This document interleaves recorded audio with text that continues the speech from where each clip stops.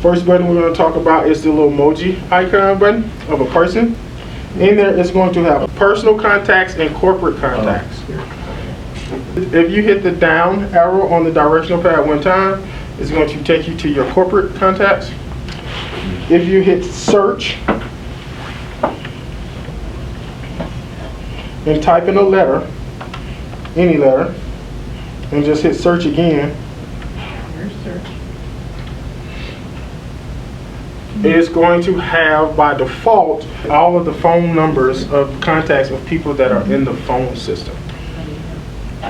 And to type in a letter, you just, so for instance, if you were typing in a J, you would use the 5 key and you would hit it 1 time.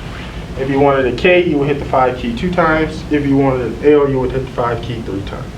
By default, once the system goes live, all of the phones that are on the desk are going to be in the corporate contacts by default. And they will be in there by last name.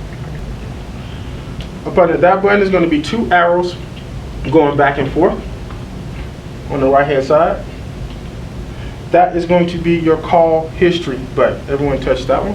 In there you're going to see missed, received, outgoing. If you use the directional pad, you can scroll through the different calls that have been coming into the phone. Everyone press the redial for me. By default, redial takes you to your call logs and it automatically takes you to the outgoing calls. But you can go to any section in there that you want to go to and redial any of those numbers.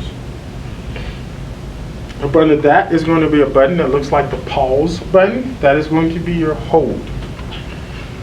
If you push that button while you're on a phone call, that puts the person on hold. That is an individual hold, not a group hold. So you're the only person that can see that hold. Everyone take the phone off the hook and touch the button that's up under the hold button. That button is going to be the mute button. If you touch that button and the light came on, that means that call is on mute. If the light did not come on, that means it is not on mute. Up under that is going to be the speakerphone / headset button. If there was a headset connected to this phone, you would push it once to get to the speakerphone. You would push it twice to connect to the headset that would be connected to this phone. To take it off speakerphone, you're going to hit the end call button, or you're just going to hang up the handset.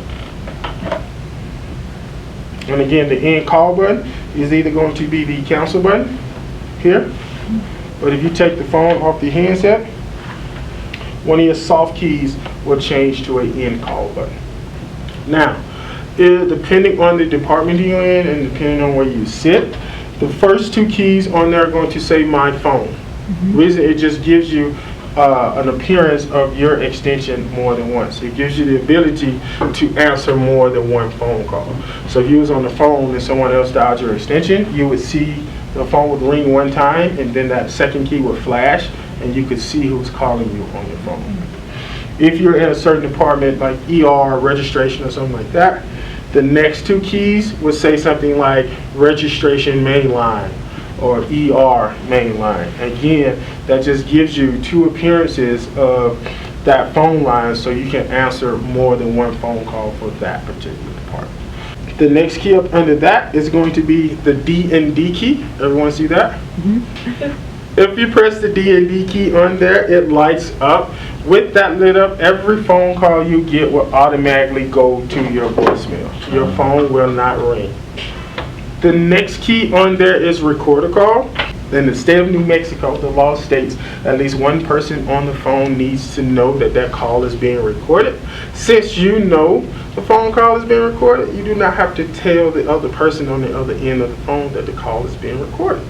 Alright, the way the recorder call feature works and what most of our customers use it for is like, let's say someone is giving you a lot of information and maybe you don't have a pencil and maybe you can't write as fast as they're talking. Once you hit record a call, the soft keys, which are these 4 down at the bottom, they change.